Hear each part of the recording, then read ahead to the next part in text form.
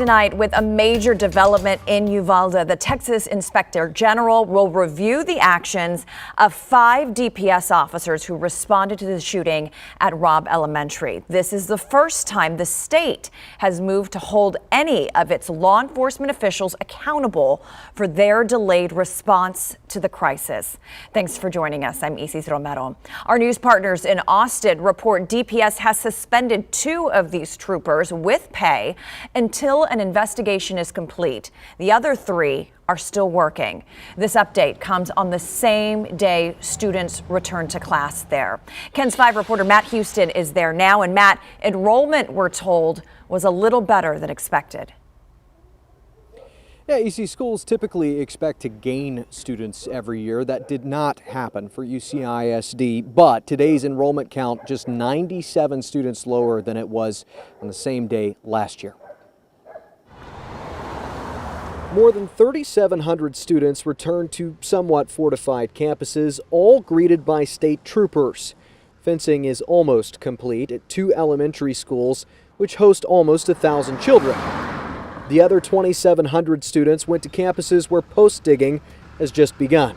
They didn't rush to get those fences up at every campus, right? They didn't. Another 59 kids took online classes through a special district program. Really what the moms I noticed today wanted, whatever their kids wanted. If they wanted to go back to the classroom, they supported that, even though internally they had fears.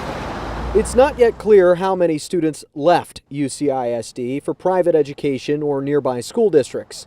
Students will not return to Robb Elementary, which sat especially quiet Tuesday, though certainly not forgotten. But it's my hope that they get into the system of the regular act of going back to school and getting into the routine. So hopefully parents will be able to try to move on a little bit.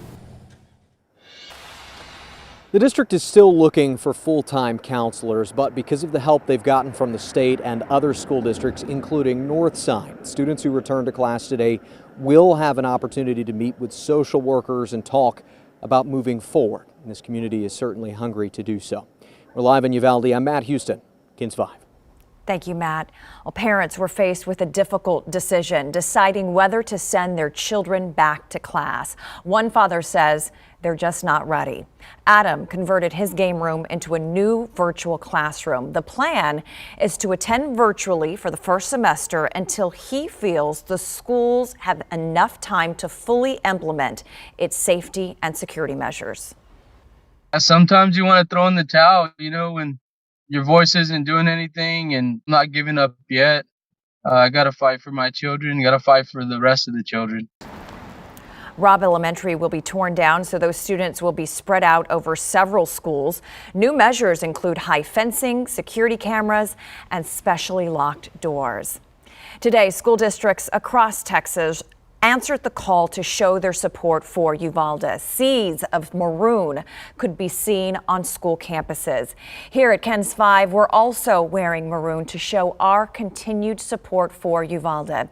Today and every day, we stand with Uvalde.